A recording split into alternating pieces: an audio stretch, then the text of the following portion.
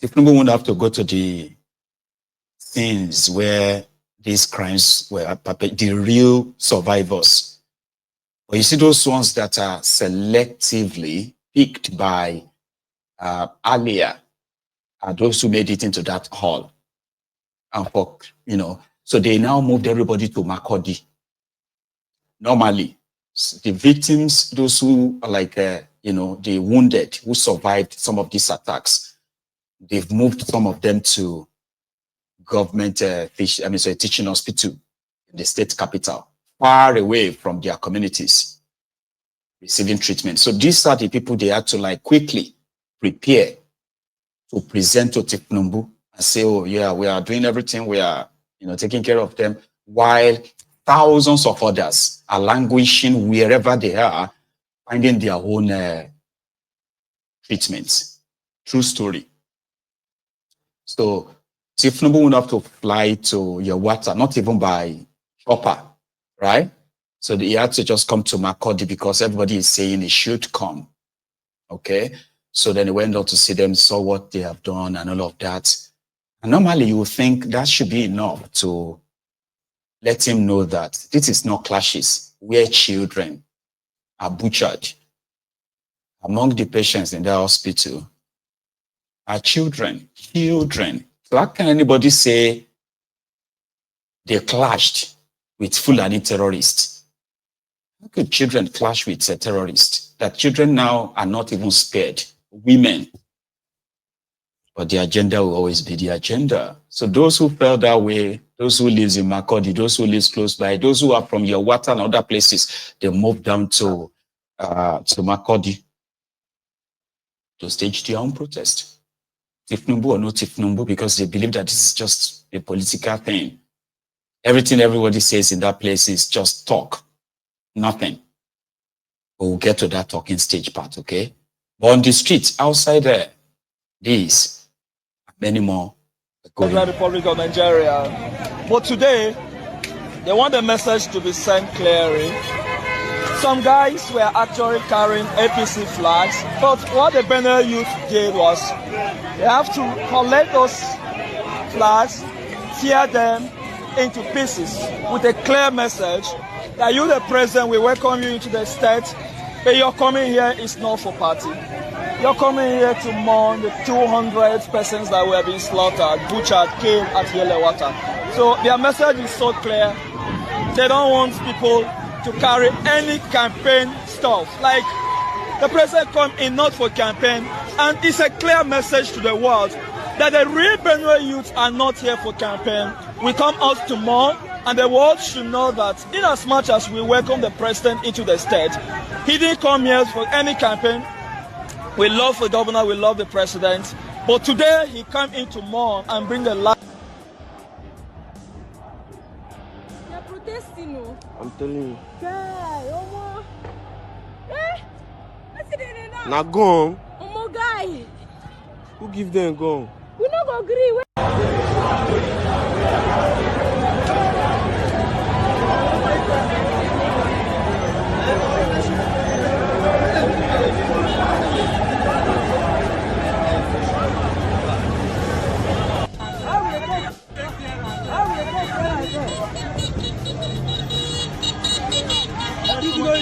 Okay, now come down. Yeah. Sit down. Oh! Flag! No flag! No flag! You go collect that all, no flag!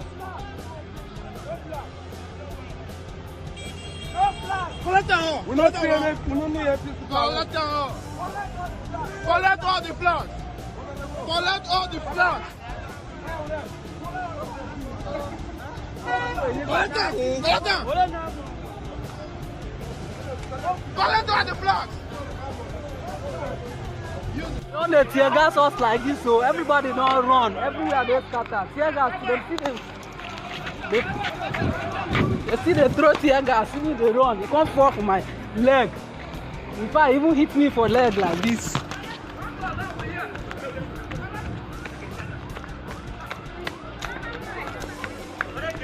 Ike ka mo ta hingu wa na ka ta hene noga. Ike wa ta mata hingu wa di ike wa ta.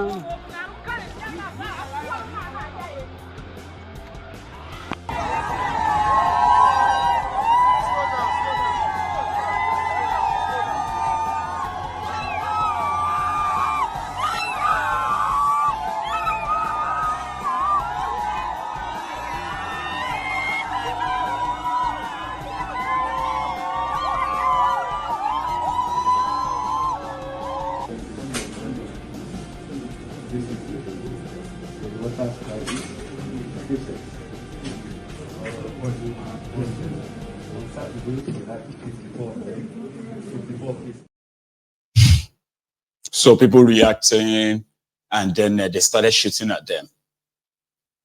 The last time these aggrieved people protested and they were shot at was 2 days ago, when their own governor ordered his entourage to shoot at these protesters around the government house.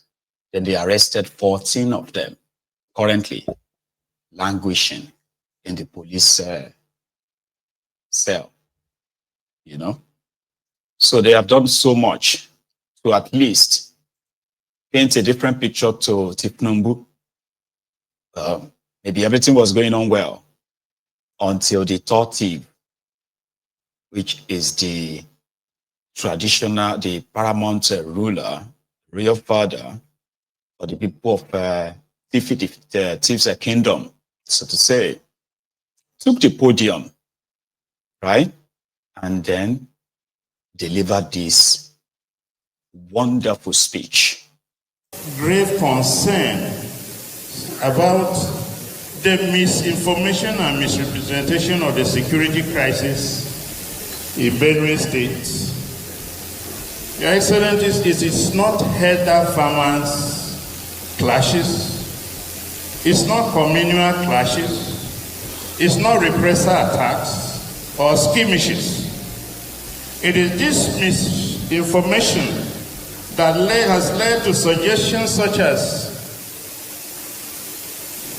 remain tolerant, negotiate for peace, learn to live with your neighbors. What we are dealing with here in Benue is a calculated, well-planned, full-scale genocidal invasion and land grabbing campaign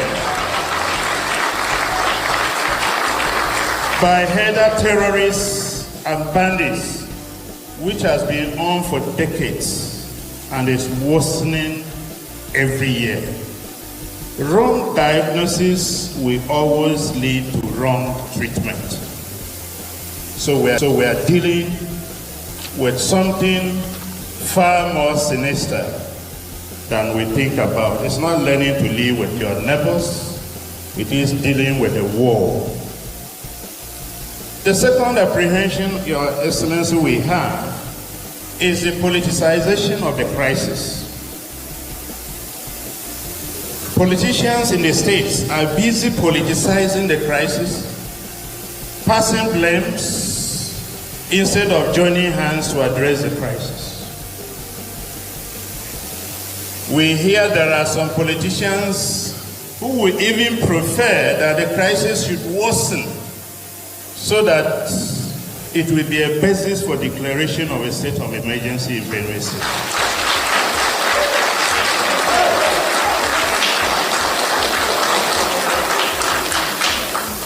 Your Excellency, this is unfortunate, and any politicians that prays for more people to die for such a project is against the wishes of the people of Benue State.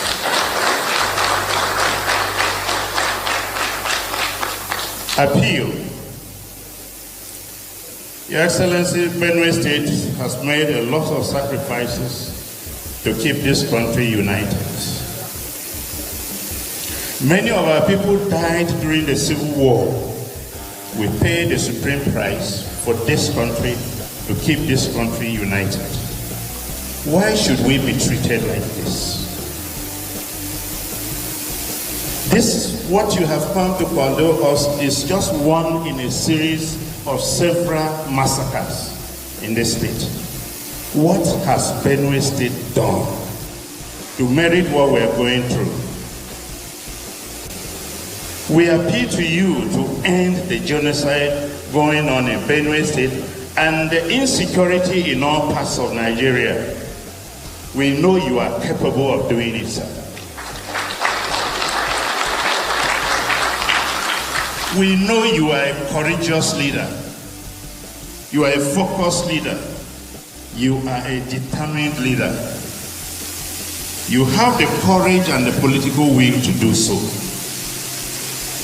You have taken hard decisions and actions that many people before you did not dare. You have handled the subsidy challenge of this country, the exchange rates in this country, and other difficult decisions. You have taken them. You can give us peace in Benue State. All we ask for you, sir, is to stop our weeping. Give us peace in Benue State, so that the farmers, my people in Benue State are largely farmers. They have been chased out of their farms. There is hunger, there is food insecurity challenge. Benue is the food basket of its nation. All we ask for is give us peace, so that our people will go back to their farms and continue to produce food for Nigeria.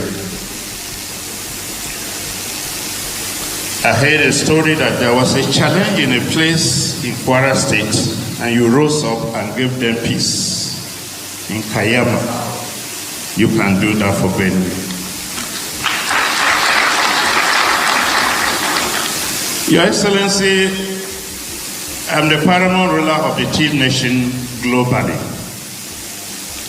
And at the opportunity I have here, I also want to appeal to the Tiv people living in Nasarawa State, many who have been dispossessed of their ancestral lands in some local government areas, Kiana, Obi, Awe, etc. The lands have been taken over from them, and they don't have any lands again. And some people are even saying they are not indigents, they are settlers. These are people who have been in Nasarawa State before the 18th century. They cannot be settlers. I want to appeal to you to give them peace also. Lastly, assurance. Your Excellency, the President of the Federal Republic of Nigeria, I want to tell you that the people of Benue State vote not on basis of religion, not on basis of ethnicity, but on basis of merit, standard, and capacity. In 2023, Benue people went out en masse and voted you in power. I want to assure you that that support and loyalty is still there. Moving forward, expect greater support from Benue State. All we ask as I end my speech, give Benue State peace. Give our rural...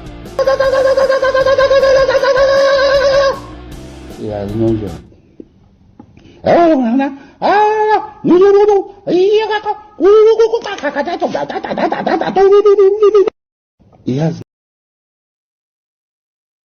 Now, reacting to that, just to give you a bit of context before Unastonam. First, he is addressing what is believed to be the office of the President of Nigeria, which is currently empty, literally. Then at the same time in that room, you have the real Fulani terrorist sponsors in that room.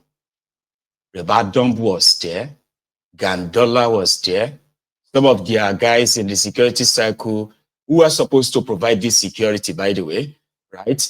for the people, but rather providing the protection for the terrorists. They are out there. So he started by first telling them that, listen, if the intel these guys are giving you is that it is a reprisal attack, it's a communal clash, it is a farmers others clashes, all that intel, they are lies. So he's saying it in their faces there. You know, because the likes of Ribadom is National Security Advisor to Tinubu. Those are the people advising Tinubu on what to do and who to fight, who to kill and who to go after or not to go after. So they told Tinubu that it is farmers others clashes. And one royal father is standing up there saying it to their boss there that no, it is not. But unfortunately, when he started jam talking, what you felt like a jam talking, by the way, is what has now become institutionalized in Nigeria. You know what is that? That is the hypocrisy around power, eye service. So you get massaging their ego, licking asses, and you do all those things. Sometimes they say you do that because it's part and parcel of diplomacy, and it is not in this generation though. So all that talk about the supported APC is right. Will they do it again? Well, Benue people, will you do it again? Because, well, that's up to you. So anyway, that's the third thing. The supposed traditional prime minister, Abi, the paramount ruler of the TV people all over the world. So telling those in that room that the persecution of the Middle Beltons has nothing to do with religion, maybe. It's got nothing to do with cows, no. But listen, it has everything to do with ethnic cleansing, which is even worse, right? So here, before we get to what Tinubu had to say, all right, we've had others who are reacting to what, the Tinubu's statement that, you know, he will reschedule his wherever and then visit Benue, right?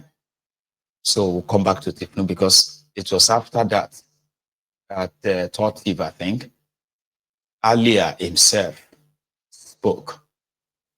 Please listen to his own supposed speech on this matter. Again, is full of false praises of Tinubu, as usual, right? Listen to this. Distinguished invited guests, distinguished sons and daughters of the land, gentlemen of the press, distinguished ladies and gentlemen.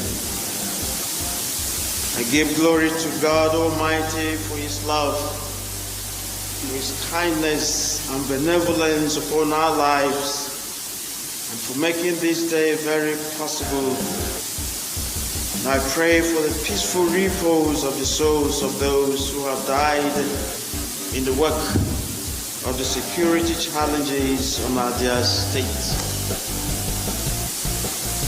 My inestimable debt of gratitude goes to His Excellency, the President and Commander-in-Chief of the Armed Forces, the Federal Republic of Nigeria, Suaju Bola Ahmed Tinubu, GCFR, for his love and concern for the Benue people, and eminently demonstrated by his prompt visit to the state in the wake of the attack on Yeluwata community in Guma local government area of the state on the 13th day of June 2023.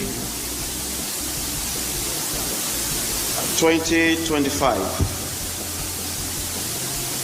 The President's decision to cancel other engagements of state concern to personally pay us a visit in an unquestionable demonstration of true leadership it is. We commend the efforts of all security agencies and formation in Benue State. We sincerely wish to solicit that these efforts be improved and more drastic security measures taken to confront these challenges better. The attacks on the peace-loving and good people of Benue State have persisted for well over decades. This, we have cause to feel, is a calculated attempt targeted at annihilation